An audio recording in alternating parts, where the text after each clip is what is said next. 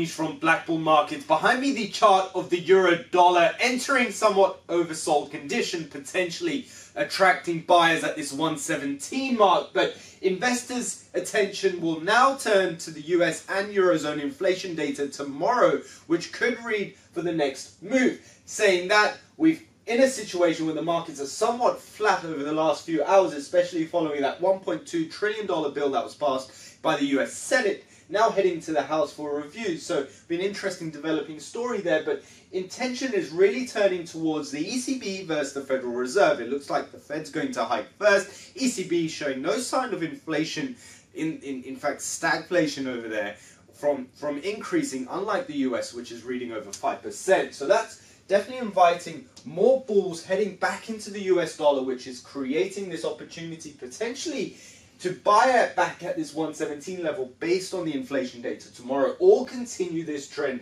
to the downside. And we've got a clear target here, whereby if we do break 117, a close below 117 on the euro dollar, heading below these support areas, does invite pressure heading down all the way to 116.230, which is your next low, formed on October 2020. So we're operating down at these yearly low levels. The markets do remain very vulnerable, as we've seen with gold, of course.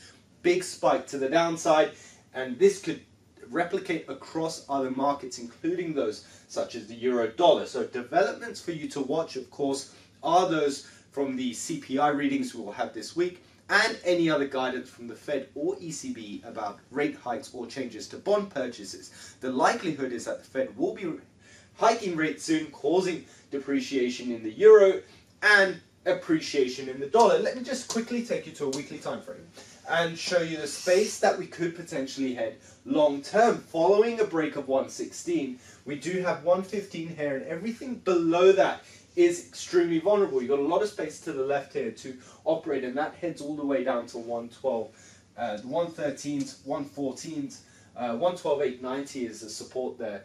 But those are targets to the downside should this structure break. And that's what markets are watching for at the moment. Those two key price levels, 117 and 116.20, those price levels break, you're heading potentially lower to the downside if this dollar strength trend continues. So potential long-term play here on this trade, but something to watch in the near term as well around this 117 level. All the best.